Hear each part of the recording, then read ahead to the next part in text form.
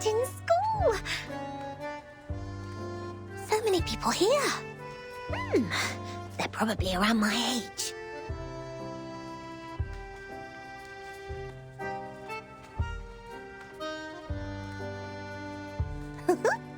We've also got this many shelves in the library of Sotheby's Manor. Are there any alchemy workshops and potion warehouses here, like in our manor?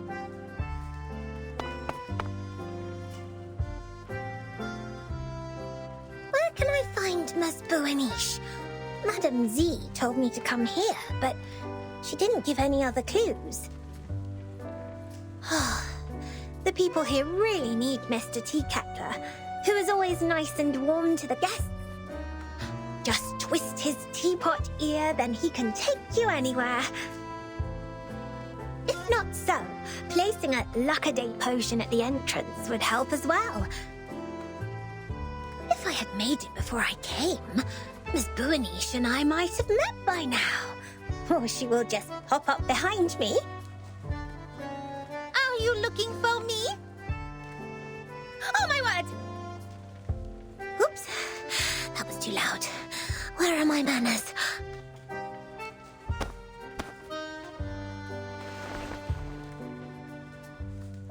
Oh, nice to meet you. Are you Miss Bueniche?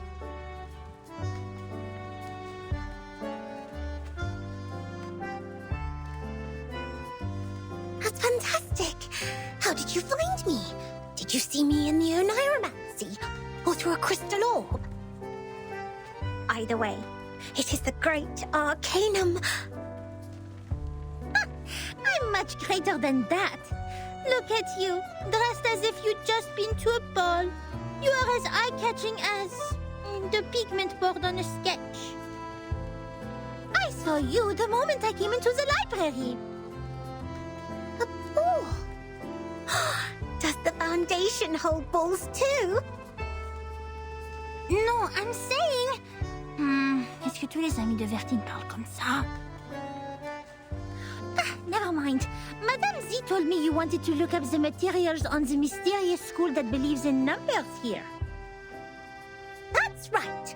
Miss Moisson told me she will thoroughly check the documents in the Foundation archive. So I'll go through the books in the SPDM library. If we can find anything about that school, we can be of more help to Vertin and her team. I'm sorry, Miss Sotheby, but I'm afraid the situation is going to disappoint you.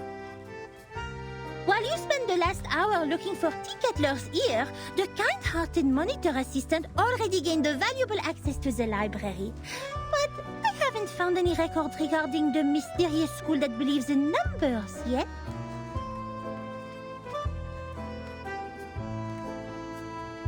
Oh, but Miss Moisson said there are so many books here that they can cover the entire back of a Stronsay beast. That's a bit exaggerated, but she's right. Nevertheless, the librarian was transferred to a more important position years ago due to the storm. Many old books are not yet sorted. Some even went missing in the chaos. The only relevant materials I could find are the stories of Pythagoras and some books on mathematical theorems. But I don't think they have anything to do with Vertine's issue.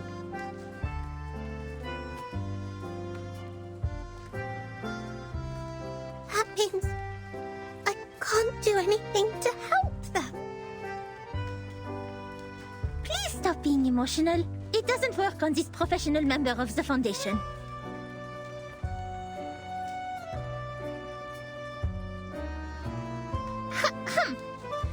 Without field investigation permission, I can't take you out to collect information. But in fact, there is still another reference room only known to the most outstanding monitor assistant. Hooray!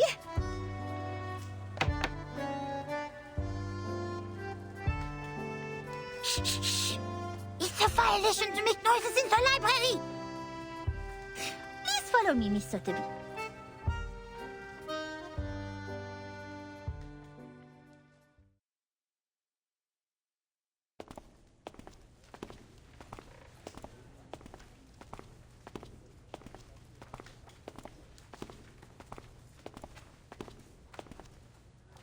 Thank you so much, Miss Buanish. You mentioned ball. I haven't heard that word for a very long time. I remember what Mr. Carson, my butler, had taught me. He said, express your gratitude to fair ladies by holding a grand ball. I'll write to my father and ask for a brand new, unsinkable and maneuverable rock and roll park. I'm sure he will gladly say yes. Maneuverable rock and roll park? Yes. We can hold a twist ball on it when Burton and her team are back. Please allow me to say no. The monitor assistant of SPDM will never participate in such an inelegant activity. Wait, did you just say Verton and her team? Hmm? We can talk about the ball later. The kind-hearted Matilda Buanish will try her best to help you with the task. But, of course, it's only out of her sense of responsibility, not for some personal reasons.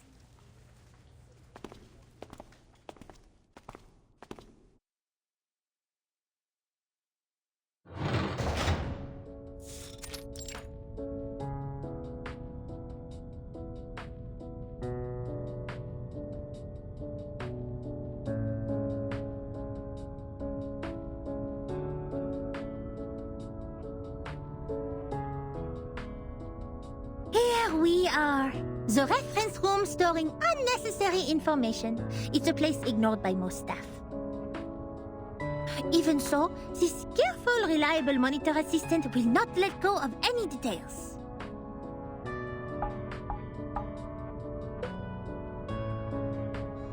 I hereby officially appoint you as the Chief Assistant of Monitor Assistant of SPDM. I will take my responsibility and teach you how to become a devoted Foundation member.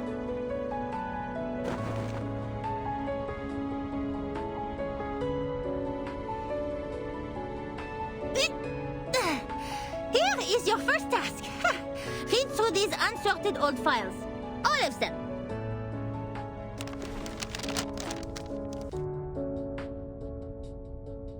I have searched all the archived ones. These are the last parts. Most of them are discarded administrative documents, low-priority materials, and substandard reports written by rookie investigators. By the way, you should know I didn't sort any of them out for you, and they don't necessarily have what you want. It's all right. Leave them to me. I love reading. You'd better do. Here's the key. Keep it safe. You can sit on the cushion there when you sort out the files. I don't want your dress to stain the stone bench. I'll go see if I missed any files. Listen, this monitor assistant will test you on your familiarity with these files when she's back.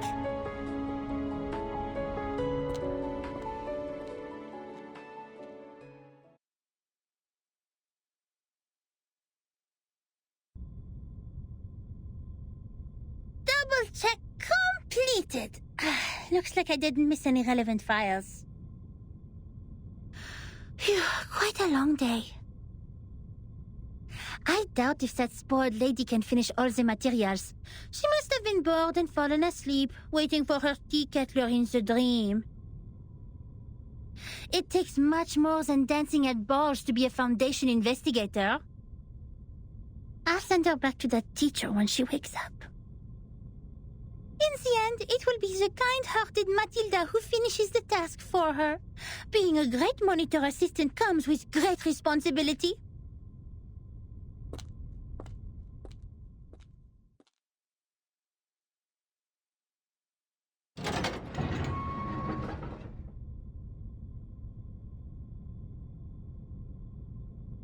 Oh, Miss Buanish!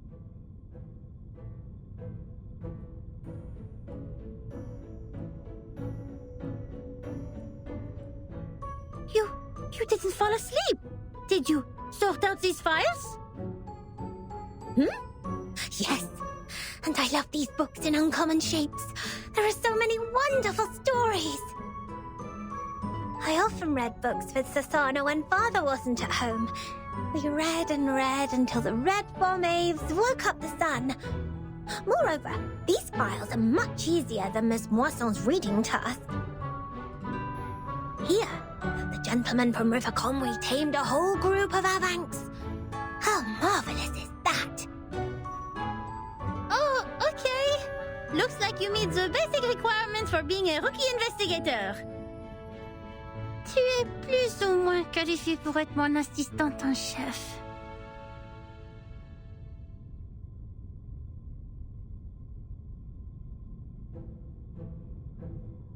And I also found this interesting report.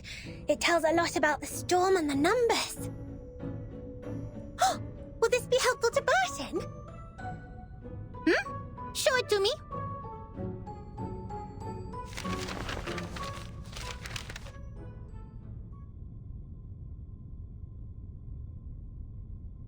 I have to say, it is undoubtedly a violation to submit such a report, but it will be a travesty of the truth and human sense if I cover it up. Peace, sense, justice. They have always been the creeds in my heart, and are now the reason why I have decided to write down the whole thing. A long time has passed since the first attack of the most severe crisis in our time, but we are still wondering, what on earth does it mean? That was the eve of the millennium, of which no one had any memories, illogically. The next day, time was already reversed to 1996, the moment we opened our eyes. We walked out of the building made of grey and white marble as usual, hardly aware that the sun we bathed in was from another time. Our survival was unexpected and almost unbelievable in such a calamity which swept the globe. Why did the headquarters of the Foundation survive the reverse? Why couldn't we find our younger selves in the outside world? Did any other region survive it as we did? What was the cause behind this calamity? I didn't know, nor did anyone else. Things remained unclear until time was reversed again. This time, we all witnessed that reign in the 80s.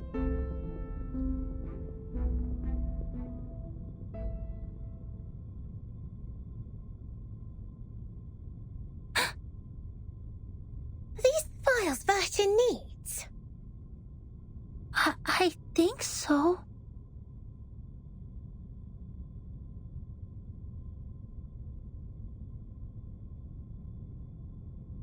It's a report written by someone who witnessed the storm. And it has recorded the storms before Burton became the timekeeper.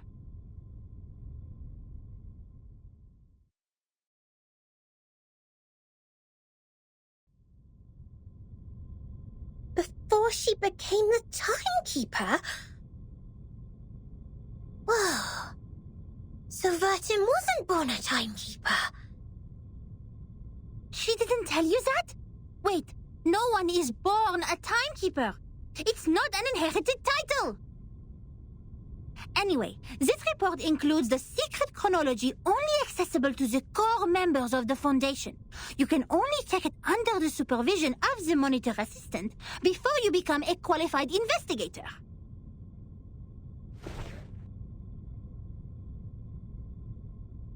No matter what the reason is, it shouldn't have been shoved in this dusty room like rubbish. To evaluate its authenticity and risk, the genius Mathilda Boiniche will fulfill her duty as the monitor assistant and carry out a thorough inspection of this report. If you agree to this resolution, please nod, Assistant Sotheby.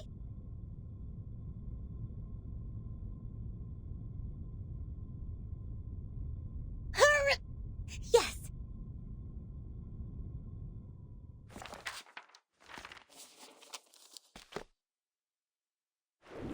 That was 1985. A gloomy, miserable night compared to that peaceful morning in 1996, when we were only bothered by confusion. We didn't expect time to be reversed again. nor did we understand the consequence. Even now, I still remember Paulina's desperate cry. One of her hands was already inside the safe area when she fell at the entrance to the headquarters, and that was the only part of her left to us the next second. The only legacies we found were an engagement ring on that hand and her favorite blue polka dot scarf, which we used to wrap her remains in the end. To be honest, I admired those who still remained calm and sympathized with the arcanists on the edge of mental breakdown. It had nothing to do with the 1/4 arcanist blood in my body. It was only the kind of empathy which all mankind would share out of instinct in the face of a hopeless calamity. We lost many, too many colleagues. In the materials they sent back, we even saw all the horrifying phenomena, such as one's veins turning into electric wires. Since then, the storm, a word simply taken from visual observation, has been used to refer to the calamity. Of course, we can have a word for the calamity itself. But what words should we use to conclude all the absurdity and panic? Before the storm, we were all familiar with time. It was supposed to be a straight line connecting the past and the future. We followed the line to move forward. We broke free from ignorance. We built civilizations. We developed technologies. We promoted the well-being of mankind. And we improved our living conditions step by step. We were so sure that we were making progress on the right path. But then, the path was taken away all of a sudden. Oh, time, our closest old friend, where are you taking us? Back to the 2 most painful war times in the 20th century? The era when no one had ever heard the hiss of steam engines, or the century when mankind was yet to be enlightened? So far, mankind has achieved a lot in history. Dynamos, automobiles, flyovers, railways, hospitals, poorhouses. But if it goes on like this, what is the point of all the efforts we have made? Now we are like a shipwreck left on the island of time, witnessing the fall of the whole modern world in the unstoppable tsunami. Even though the Foundation has lost a lot of staff members, they are still doing fine compared to Laplace. My younger brother was a good example. He was the most sensible person I have ever known. On the first day of the second reverse, he told me, in a calm manner, "At least we have reaffirmed that Newton was right. There was never an arrow of time in classical mechanics. Neither in relativity nor quantum mechanics. That means this is absolutely normal. Whether the time goes backwards or forwards, even if it starts spinning around like a tabletop football player, they're not against the law of physics. We can go back in time and give Poincaré a medal of great profit." The next day, he almost fell off the 6th floor due to excessive drinking. All the perceptions of time and space developed to this day were overthrown. We couldn't find any theories to explain the storm in any existing researches. There could only be 2 reasons for this situation. Either we've been completely wrong all the time, or we've come to a brand new world. And this new world can never make sense in the way of science, or that of physics. It cannot be verified by an independent third party, and it is impossible to be comprehended through reasoning. Is it true that we have been going the wrong way? Is it true that those once proven wrong by history, those arcanists who claim to possess gnosis, are actually on the right path? In fact, the one who put an end to the chaos was indeed not a human. This thing, I had no idea what it was. It claimed to be a machine which never stops working. It laughed at the limitations of our brains and the metaphysical mistakes we make ceaselessly. But it did solve the most urgent issue, A system was built to tackle storm-relevant emergencies after it took charge of Laplace. The first measure it adopted was contacting all the existing branches of the foundations at the time to confirm the scale of available manpower. Then it built observation stations all over the globe to find if there were any other regions immune to the storm. After that, numerous offices responsible for deducing the cause of the storm were established. Even though there were countless disagreements during the research, at least we had taken the first step. I handed in the application to take part in this mission, determined to get rid of the fog in my mind. In 1986, I was assigned to the office in Egypt. All my friends came to the dock to see me off, because we knew it could be the final goodbye. Even though we were equipped with the emergency communication devices issued by Laplace, we were still not clear when the storm would assault us, or where we could hide nearby. What really scared me was not the threat to my life, but the possibility of dying ignorant. Then I boarded the ship to Alexandria from Athens. And that was when I met her. Now when I recall it, it was almost impossible to ignore that group of arcanists on the ship.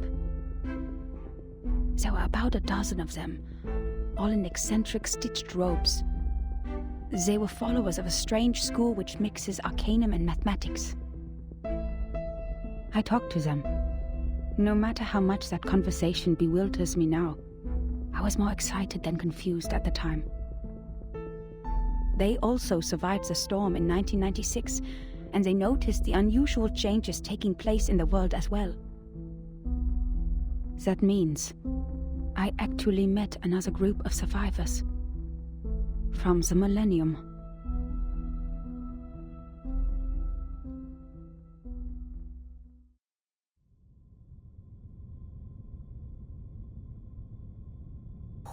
Wait! A school of arcanists who survived the storm?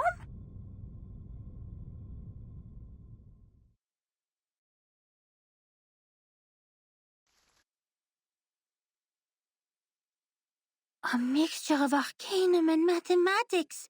The ship on the Mediterranean. Unbelievable.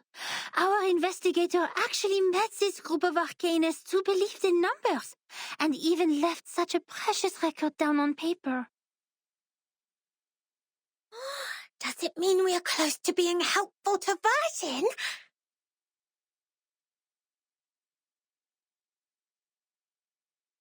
Certainly, it's what we deserve for all the efforts today.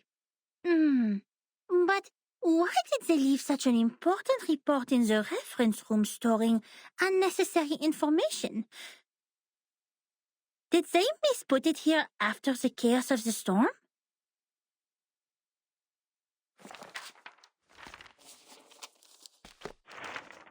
Among them, the most easygoing one was Hugh. He was an engineer as well as an arcanist. We shared the same preference for human technology, and that became our common topic. Hugh was in his 30s, red-haired, cheeks sunken, and deeply depressed due to some kind of eye disease. He was a decent man, with a prudent attitude, working at a desk most of the time. He reminded me of the imperial miniature painting artists in the Sultan's palace. Most of them ended up blind after toiling for their life. He showed me the picture of his daughter. I don't have children, but I could feel his happiness as a father. Although I got along well with Hugh, he seemed quite out of place among that group, which was actually led by her. I don't know what words to use to describe her. She was like a meteor shower, a tempest, or an unreasonable catastrophe itself. Her existence was just like her name. It was simple, yet implied a lot. Please forgive me for my cowardice. Even now, I don't have the courage to write down her name, if one would call that a name. In fact, she was quite a kind, warm-hearted person. Among all the unregistered arcanists I've met, she was one of the nicest ones towards the Foundation. She looked young, even though I heard she had a daughter too. Besides, she still possessed the innocence of a child, and that kind of excitement exclusive for genius. That's right. It seemed the whole world was like a sparkling toy to her. Our communication was heart-stirring at the beginning. Both of us were eager to find out what was happening, like two shipwrecked victims grappling at each other on the sea. But I didn't have the slightest idea what she was talking about, actually. The problem was not the typical communication issues between humans and arcanists. I was sure the language we used didn't pose any obstacles, but still I couldn't understand any words of hers. I would believe that one is highly intelligent if one can name all the factors of 11,567 without thinking. But what this one said was illogical nonsense which no one could ever imagine. She claimed that there is a world of numbers, above all else, where the non-physical essences of all things exist in the form of timeless, absolute, unchangeable ideas, and that the physical world where the time flows is nothing but an appendage, which has never been real or true. And that's why the chaos in this world is not worth any attention, and we should focus on what happened to the supreme existence. What an utter disaster combining modern maths with ancient superstition. I saw another hubristic arcanist pretending to be the prophet by reliving Platonism. I don't even bother to mention the balderdash on soul numbers. Even the New Age movement could use some of her absurdity. But that was not yet the end. She even claimed to be aware of the exact year when the next reverse would happen. But when I asked her about it seriously, she said, "My apologies. I've made an oath. I shall and only shall reveal the demonstration to people who have their own soul numbers." I'm not sure whether she was making fun of me or being serious, but I had this feeling that she was eager to tell me how she was granted the secret through a moment of afflatus. It seemed she just saw through the laws behind all things instead of finding them through logical deduction. Can't you see it? It is right in front of you. After I expressed my inability to comprehend her words 30 times, she finally gave up and proffered regrets. I'd rather take it as a new kind of humiliation. What really irritated me about her, however, was her contempt towards science and all the scientific research methods. As far as I'm concerned, the value of a theory lies in its reliability, universality, and generalizability. Our pursuit of the truth has laid the foundation of modern science, allowing us to change the world. Yet, in her eyes, the value of a theory lies in its beauty. I talked to her on the current situation, and I told her how we would save lives and preserve the hard-earned technology of mankind if we could find the pattern of the storm. It was of course not an easy thing to do and would take enormous manpower, so I asked her sincerely to join the Foundation.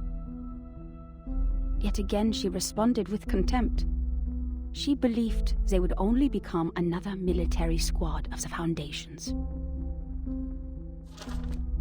Darling, maths are beautiful for their uselessness. That's why it remains noble and graceful in this sordid world, despite you humans' reckless action of using it to calculate ballistic. She turned down my invitation and left an unfairly negative comment on our storm observation project. The observation stations you built are destined to be toppled because their basis is the fragile world that follows the laws of physics. The efforts you've made are like nails on a sand beach, which will only be carried away by the next tidal wave. But I said, Perhaps our efforts are in vain, but someone has to do it. We will try every corner of the beach before making the conclusion that the world we are living in is already a hopeless ruin. What a pragmatic, rigorous, and rational speech. But dear, the world is a hopeless ruin. The conversation ended in disagreement. I don't know why arcanists hate the world so much. Perhaps the reason is they have never been truly accepted. To this day, I still remember her venomous conclusion. The world built on past experiences has ended. In your words, which you used to mock us, why not embrace the reality? Yet about the gnosis which she deeply believed in, and the so-called prophecies she made through numbers, she had never given any proofs or details that showed rigorous logic. And the reason for her inactions was an oath she had made before some stone? Therefore I believed her words were only the nonsense of a lunatic. When we first met, I thought she was different from all those psychos, who mistook the malfunction of their prefrontal cortex as the will of God. But they turned out to be the same. In the name of human sense, I swore everything she said was absurd and ridiculous to me. Until...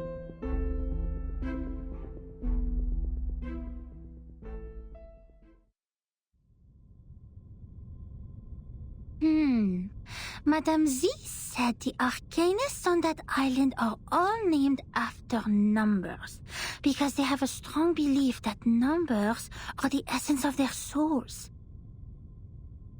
The investigator wouldn't write down her name. Is it because of the conflict between their beliefs?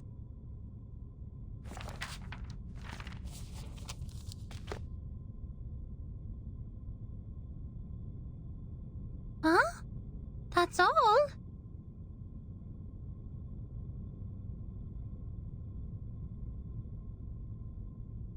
Submitting such an unfinished report would only cause problems for the reviewers and evaluators, but this investigator didn't even write down their name. Don't worry, Ms. Burnish. I'm familiar with this situation.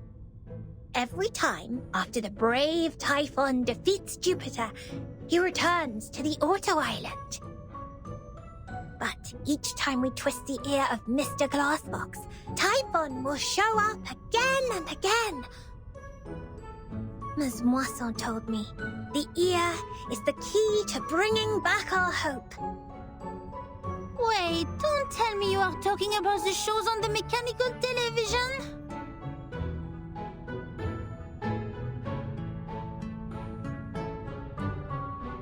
Stop, Miss Sotheby. Please, take a seat on the cushion and listen to me carefully. This is a detailed report written by a formal investigator of the Foundations, not some TV show full of cliffhangers. That means we will definitely find the rest somewhere. Oh, I see. Must be a Coco treant who took away the other part of the book. Usually, they will be attracted by Luna Fixer, and by following their traces, we'll find their lairs in the stable. You mean someone took it away? That's highly possible. Data loss is not allowed in the Foundation, especially under the Monitor Assistance Management. We must prepare Luna Fixer. Don't forget their favorite jigging magical beans. I don't have those materials with me right now, but I can write to them. It only takes a month.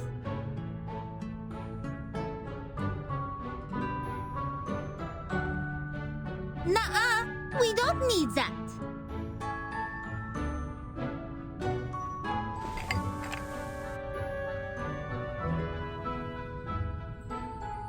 You've perfectly accomplished the task from me when you found this valuable report. Well done, Assistant Sotheby. Now it's time for the great Matilda to show a little bit of her greatness.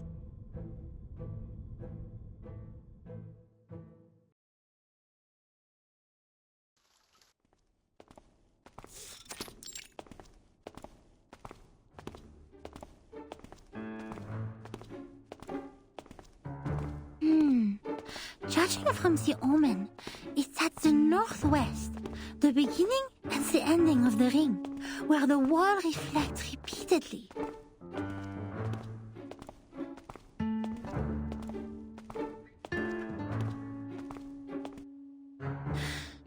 The northwest of SPDM. This one is straightforward. The beginning and the ending of the ring is not a problem either. The icon of the computing center is exactly the Ouroboros, a serpent eating its own tail. Here we are. But where the wall reflects repeatedly, does that mean a closed room with mirrors? The mirror in the display center is a huge kinescope in the wall. And the one in the airtight laboratory is a crystal clear observation window. The one in the rehab center? No. The mirrors in the operation room have been replaced with curved electronic screens of steel structure after that xenopilot made a scene. So, where is the answer?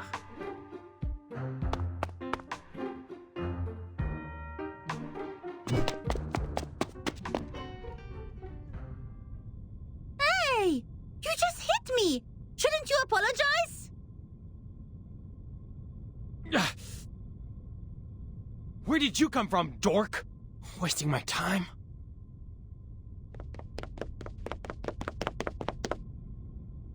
What? How could he say that? That's rude! That gentleman doesn't look well. He's covering his face. His nose is running with purple liquid. Oh dear. Did he drink a whole bottle of purple Chrysandra juice? He needs treatment immediately. Oh, if only I had brought the Phoenix heart nerves with me. He ran towards the rehab center. Nothing to worry about. Just another patient trying to prove he has recovered.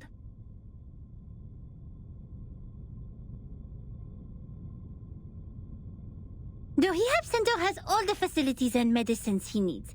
He will be properly treated. But why is he wearing the uniform of Laplace? And where's the receptionist here?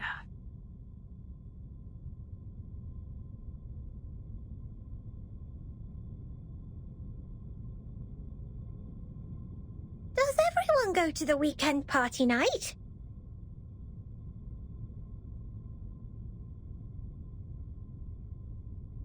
Absolutely not. The researchers here are too busy to do that. The computing center is working on the most urgent and vital project, the research on the immunity to the storm. We should not disturb them unless it's an emergency. So please stop calling the office and put down the telephone, Miss Sotheby. This is not the ear of a tea kettler, and it won't take you to any twist balls.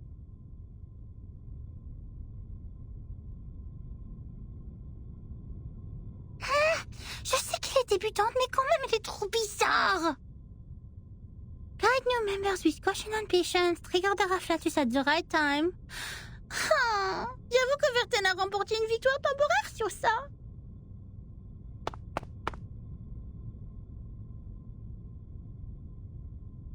Miss Boonish, I just read the map on the counter. You mentioned where the wall reflects repeatedly.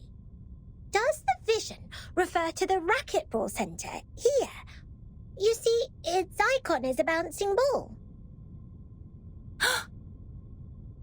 Let me take a look.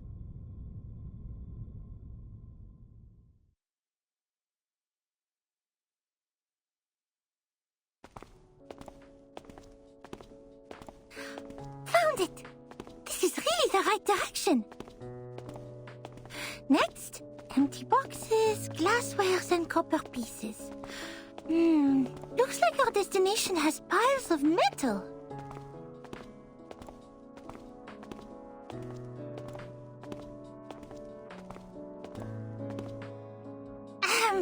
Good job, Assistant Sotheby. I have to say, I might have gone a bit too hard on you. You are more capable than I thought. Thanks to your prompt Reminder, we have saved quite some time. Sotheby is glad to help.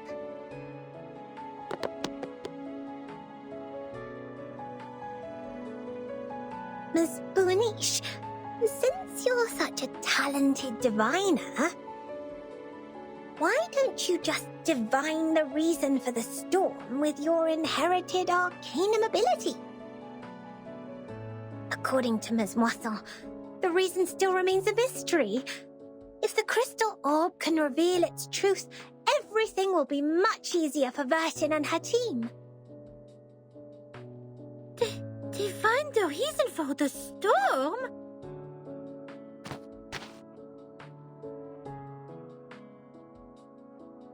That's impossible for sure.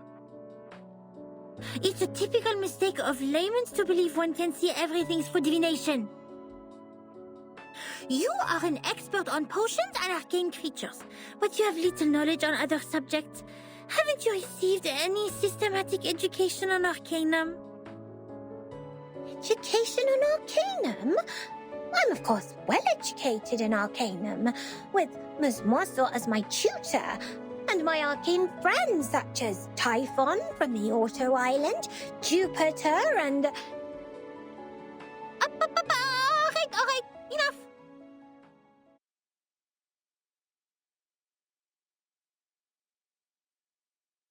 I have understood the fact that the education you have received is not systematical, or say incomplete, imperfect, inelegant.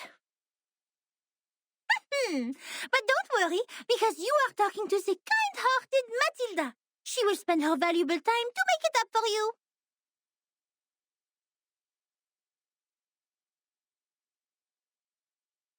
In fact, the system of arcanum knowledge is not completely separated from that of human science. For example, the modern pharmacy and chemistry actually originated from the experiments of potions and alchemy in the ancient times. They developed into two different systems because arcanists focused more on the knowledge ignored by scientists, which is gnosis. The knowledge we learn from divination is exactly under this category. Wow!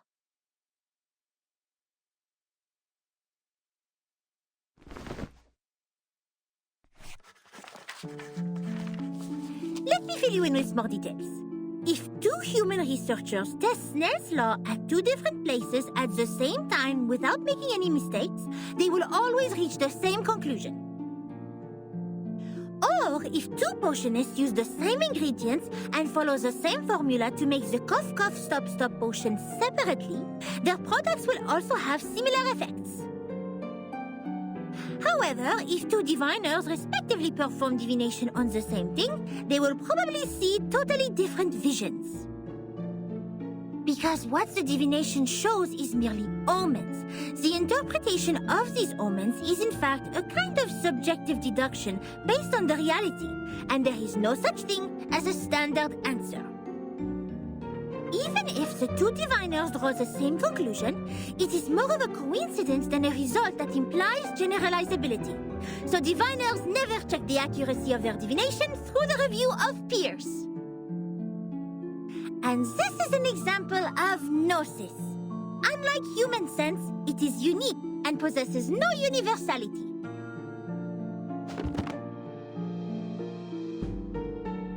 In other words, even if someone finds out a reason for the storm through divination, they can't have other diviners verify it, because 100 different diviners will give out 100 different conclusions.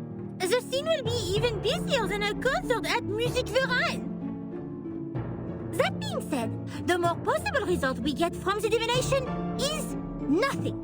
Divination cannot bring knowledge which the diviners have never learned. The divination of such world-class knowledge, as complicated as the reason for the storm, can only be performed by world-class diviners.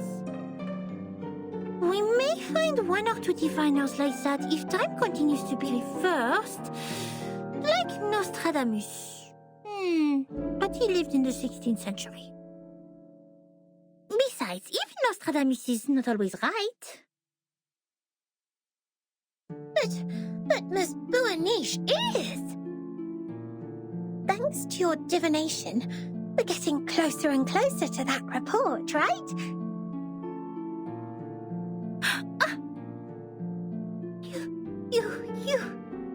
You are right! Finding items, interpreting dreams, and making simple prophecies. All these things are just a breeze for the bright and clever Matilda. But inquiring about the storm is beyond my ability, and it will only bring misfortune. I will never make such a stupid mistake.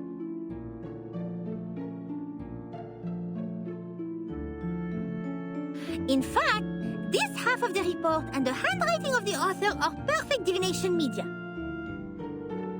Besides, our target is not far away from us, and I'm familiar with the surroundings, which have made things much easier than usual.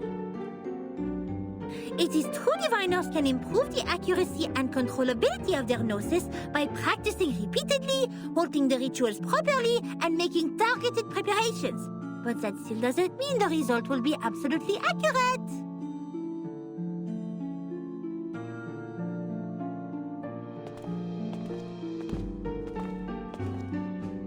The report says that person who mentioned the School of Numbers claimed she was enlightened about the year of the next storm. Is that also by divination? I am not sure what kind of arcane skills they used, but numbers are indeed a kind of omen, too. I am not talking about the specific knowledge of mathematics, but the numbers themselves, because they are even more abstract than images and languages as kind of symbol. Even so, there is no way for us to verify this prophet, unless it really comes true.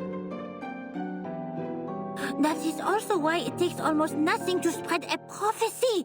My mother told me many people in the outside world write to the Foundation every day, claiming to be prophets who can predict the doomsday and thus requesting unemployment benefits.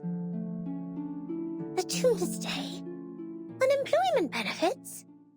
Oh my! The outside world is far more wonderful than I thought. How fascinating!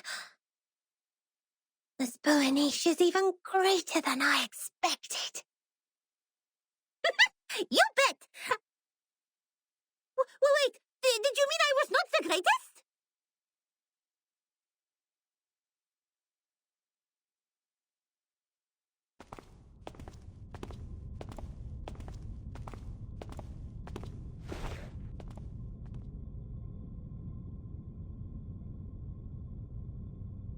Here we are, Miss Sotheby. Now, this is the moment to verify the result of my divination.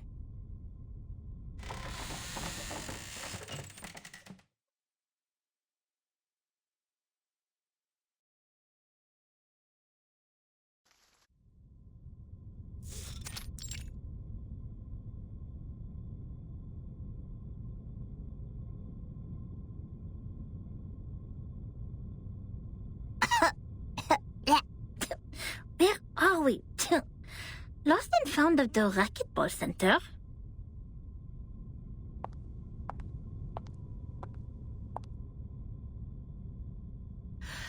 The orb showed copper pieces.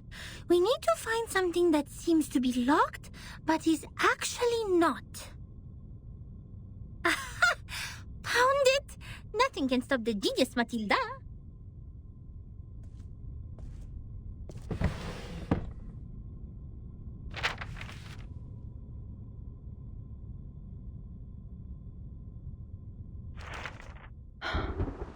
The trip to Egypt didn't go smoothly. The ship was hit by a common storm at sea. We were lost in the fog after that, completely off course. Then something emerged from the water. Since the first storm, the Foundation has received frequent sightings of arcane creatures which should have been extinct in history. I had no idea what I was shooting at, even after I emptied the clip. And I didn't know what to do, so the arcanists brought us back on course. She named the precise longitude and latitude of our location, even without using the sextant in the spare cabin. I wonder how she did that. Perhaps the world did look different in her eyes. Then when I was about to step on a random plank on the ship, she suddenly dragged me back. I thought it was only an inappropriate joke. But the next second, the plank broke. I was stunned, and as to how she saw that coming, she just answered me as if we were talking about the weather.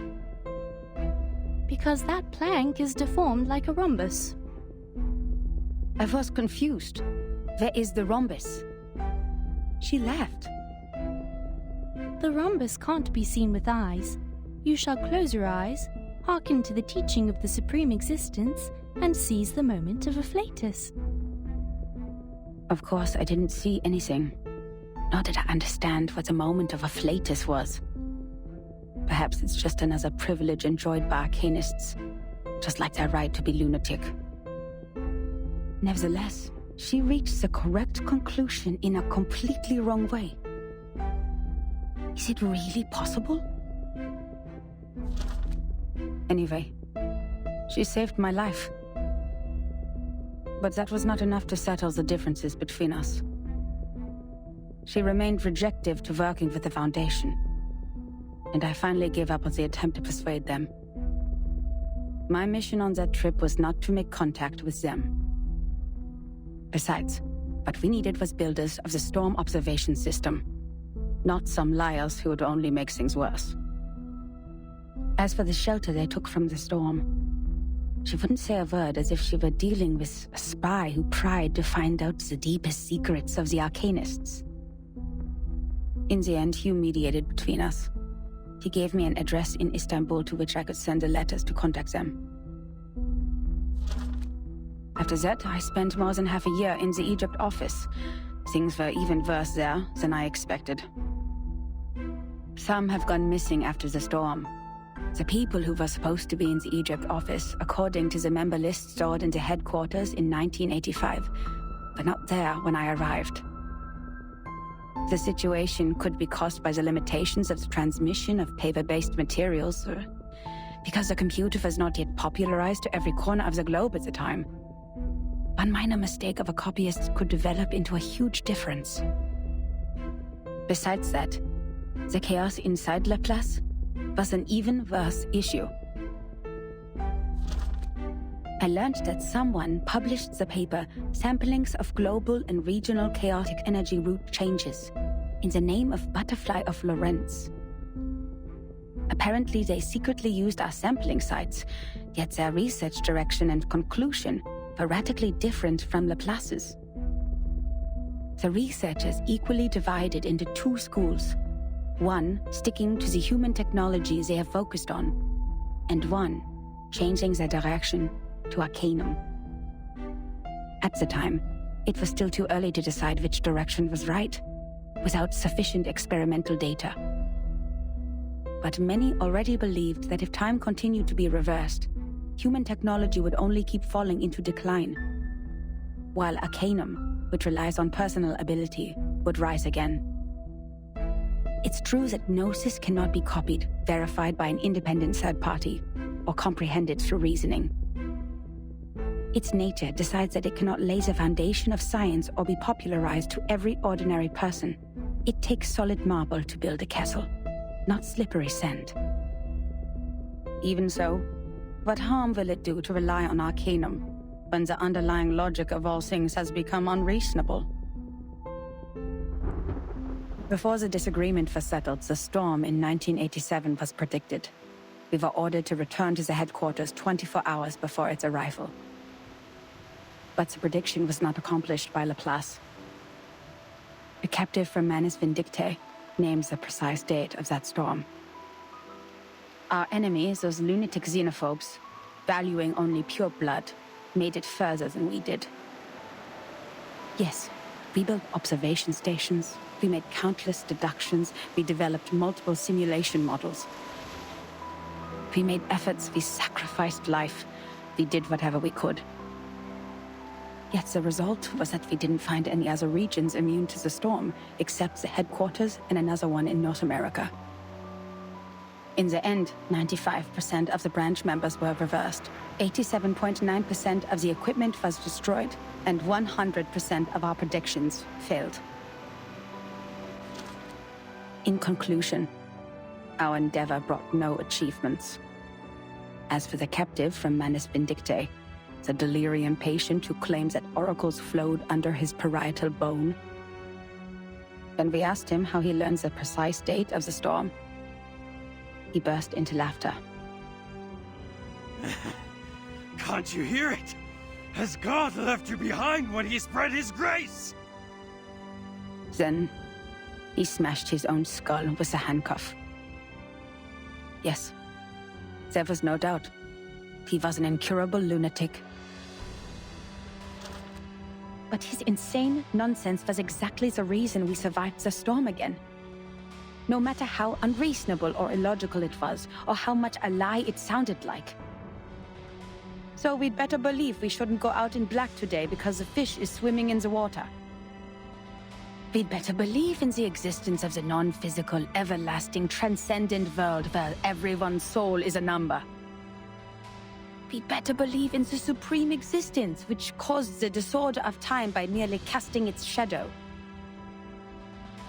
That means the life of individuals means nothing more than rubbish, and the world is but an imperfect ruin, where only the chosen ones will pass the trial, where the rest will be eliminated by the rain.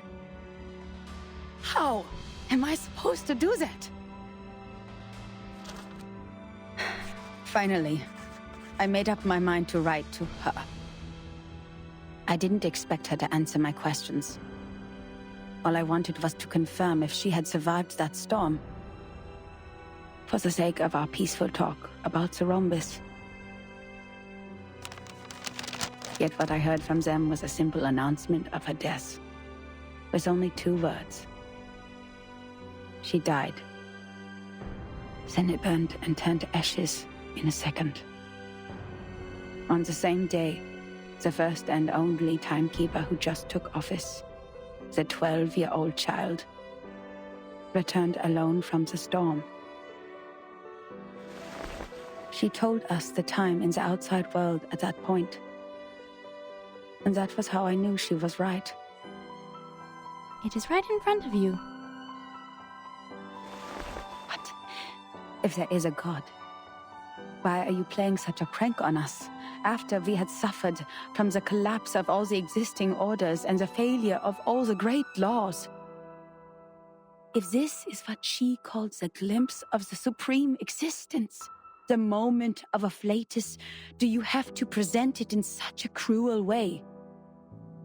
The last 2 digits in the number of the year after that storm were exactly her name and her number.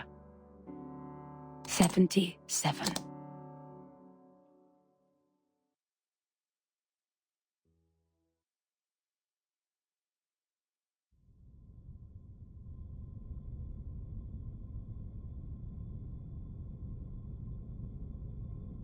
Incroyable! Incroyable! C'est vrai! Quelqu'un a vraiment fait cette prophétie! Ertin and Soneto will be thrilled to know what we found! Well done, Miss Sotheby! You performed as well as a formal investigator! We need to submit this report to your instructor immediately!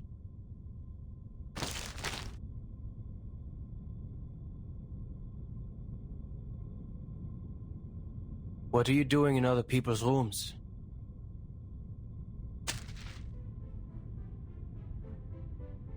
This is my personal item. You have no rights to take it. Please leave immediately. Personal item? This is a precious record that should have been submitted to the Foundation. According to Administration and Regulations for Dispatch Personnel, St. Pavlov Foundation Decree number 259, every member of the Foundation, when acting as a field investigator, is required to create a comprehensive investigation report of all their actions and promptly submit it. And they are obliged to ensure the authenticity, objectivity, and impartiality of the report. No personal bias is allowed in the content. If you have read this report, miss, you should know that it's not even qualified to be filed. But this is an emergency!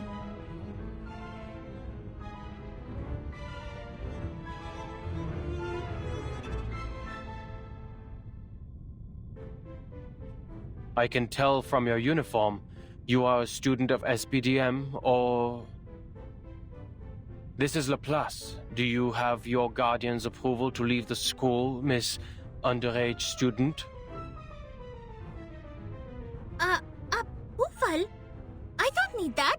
I am not a student. You are talking to the exceptionally promoted monitor assistant of SPDM. Here is my ID.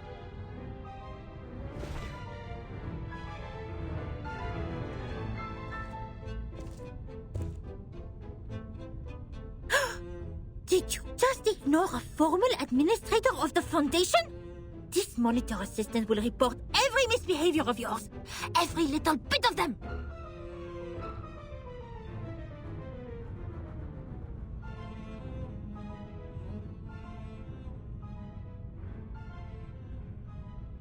Miss Moisson, we found that report here. The great Miss Buanish and I discovered some important information. I came to you and Madame Z immediately after we read it. Miss Buanish, why are you confronting Mr. Chair?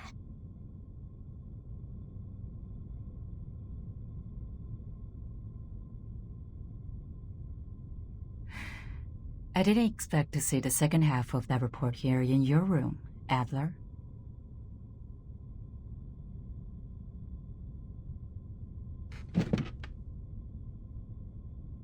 Don't call me that, friend. Why not just call me Enigma? Just like everyone else. Relax. I know nicknames mean no harm.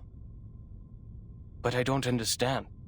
How is a report filled with meaningless words of any concern to you, Madam Z? It provides information about the Arcanist group Virgin is now dealing with. If possible, please give it to me. Of course. How can I turn down a request from Constantine's Chief of Staff? Take it away. I hope you don't mind the mold on it.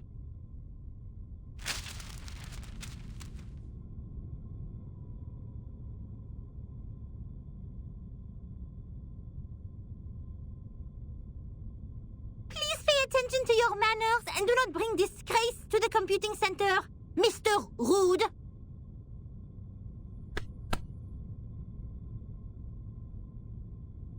Ms. Buanish? Ms. Sotheby? You've done a great job. I'm sure what you have found would be of great help to Timekeeper. And I will report your active performance in this mission to SPDM as soon as possible, Ms. Buanish. We need to further analyze the files you found. The first on the scene could provide more detailed information. Let's get out of here. Contribution exceptionnelle!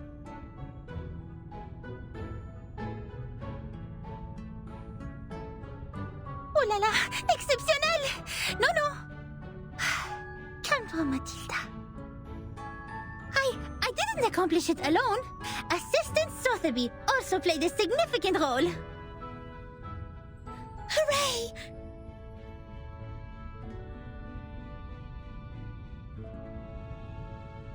That is to say, Miss Burnish, we can start preparing the balloons and flowers for the twist ball.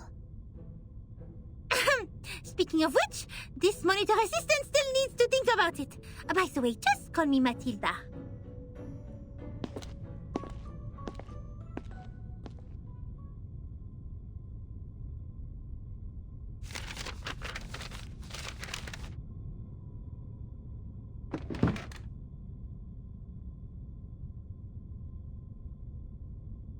There will be no advance in human technology. You think so?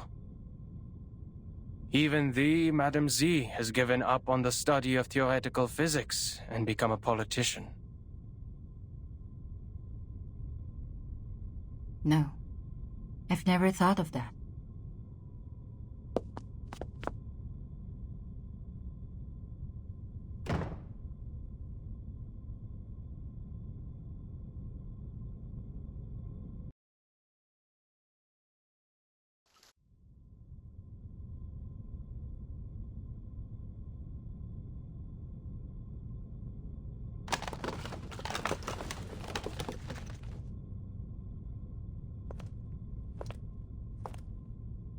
I am astonished by the fact that you are interacting with others.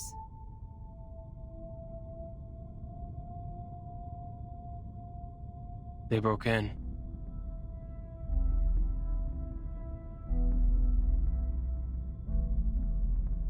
If it was a complaint that you were making, you know it is within your rights to submit an interdepartmental complaint within 7 days after the incident. Don't bother. That file means nothing to me. I didn't file it because it is a report against the rules. Why bother to submit such a log full of personal feelings and emotional behaviors to our great, rigorous foundation?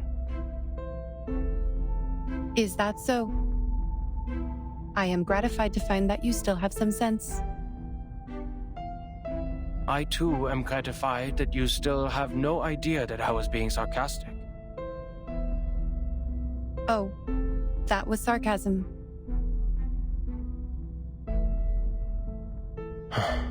Never mind.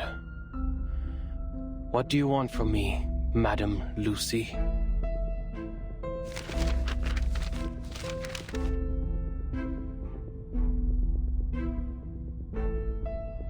You went all the way to this dusty, rundown place so hurriedly that you even forgot to put on that pathetic mask. This is not because of some old files, I assume.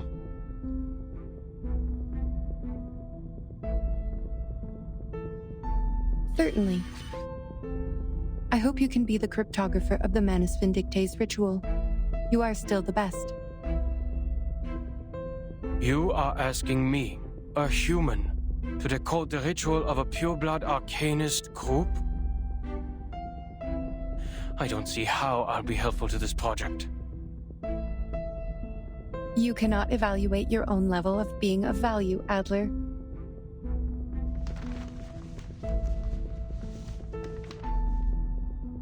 Well, you evaluate our value. Test us in experiments you set. Prove the hypotheses by exhaustion. Make mistakes and start all over again.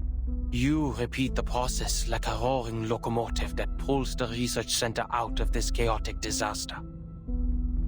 You question not what is ahead of you, nor whether the path you've taken will be regular or easy. The only idea you planted into your little brain is to move forward, to improve. Thank you for your compliment. Credit goes to everyone. That was not even a... Miss Mirgal. Guess you agree, a life without creativity is not worth living. And that's the life that I wake up to every day. I'm no longer the person you thought you came here for. I'll never be able to combine human technology and Arcanum. And I'll never comprehend even the slightest part of it.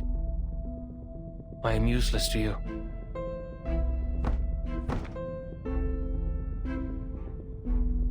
I don't expect someone made of tin to understand a human mind.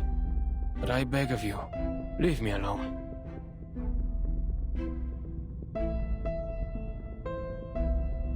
The work of analyzing the masks of Manus Vindictae did not go well. A side effect occurs in the researchers, and it is getting worse. The isolation wards on the basement level are overwhelmed. What a scene. Have you aborted the experiment? Not yet. We have conducted the Arcanum imaging experiment on the masks, and found a component which also exists in the raindrops of the storm. But knowing what it is composed of does not help explain how it works. What we're looking for is the original ritual that the Manus cast on them. You are trying to figure out one's career planning from one's physical examination report. I wonder why it is not working. Even if somehow you manage to find the original ritual, you still need a proper environment to test it, which is the outside world with a coming storm.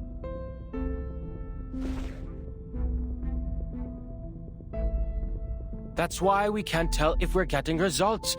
Even if we had the right ritual, proper permission from the Foundation to travel, and strong-minded volunteer subjects. Experiments performed in the Ivory Tower won't succeed because... An experiment about the storm can only be done in a storm. Glad to see your brain is not rusty yet. It only took you 3 sentences to draw the conclusion which took the seminar a week to reach. That proves you are capable of the project.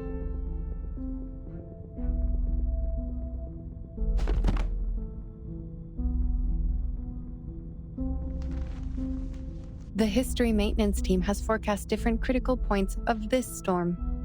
Foundation investigators are on their way.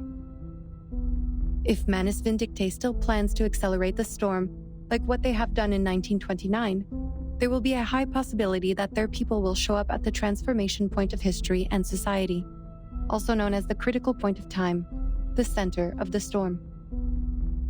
Your sister, Greta Hoffman, is also one of the investigators.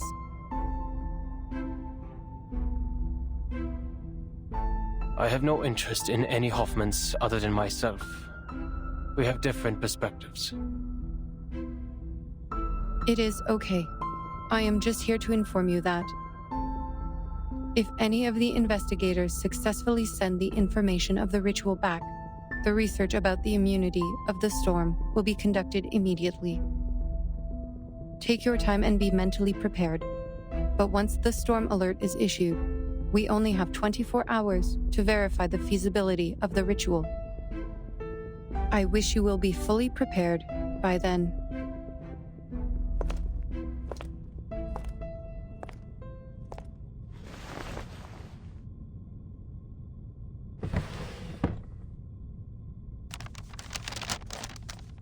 One thing is for sure now. The age of humans has come to an end.